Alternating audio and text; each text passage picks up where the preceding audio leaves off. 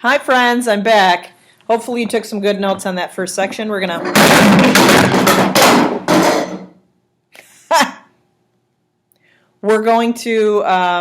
talk about the second section, but we're not going to just read it word for word, so pay attention.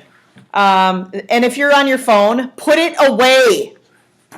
Miss Thole, if you see a phone, take it. And if Dalton is sleeping, please wake him up or send him out of the room. Or if he's on his phone or watching football. All right. So it says, here's some important statistics because you might need them for your Melcon.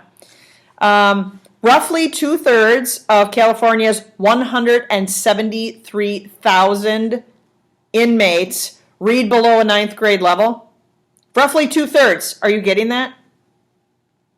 More than half read below a 7th grade level. So what's half of 173,000-ish? Math people, I'm not good here. What's half of that?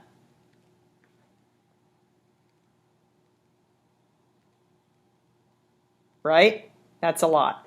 Okay, a total of 20% read below the 3rd grade reading level. Now some of you are like, 20%, that's not really a lot. But what is 10% of 173,000? Isn't that like 17,000 people? Right? Is that right? 17,000? Yeah, I think that's right. 17,000 people is 10%. 34,000 people are reading below a 3rd grade reading level. Do you find that alarming? Because that's alarming. Okay. All right, see if you can finish this sentence for me. Research has shown, listen, don't look, because I'm switching it up, all right? Research has shown that arming inmates with a solid education is one of the surest ways of reducing the rate of what?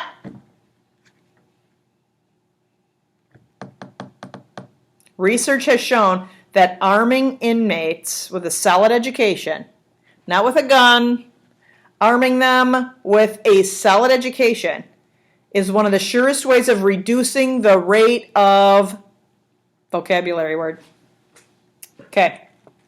All right. So, just 6% of inmates, okay, they say officially, this is one of your sentences in here if you're reading along. Officially, California has embraced education as an important form of rehabilitation. Officially, that's what they say.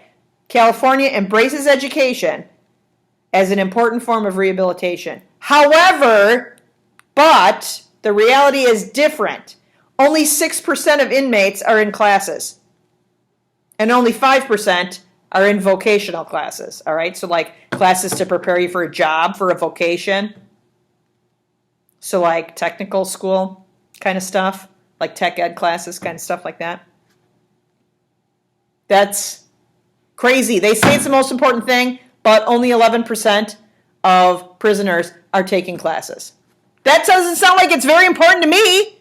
How do you think parents would react if we told them only 11% of our students are eating lunch? Because eating lunch sounds like it's important, doesn't it? We think it's important, but only 11% of the population can eat. Okay, it doesn't sound very important when it's only 11%. All right? And some experts regard this as one of the saddest among a long list of failures in the deeply troubled prison systems. Okay, a parolee, what is it? What is a parolee? You got it?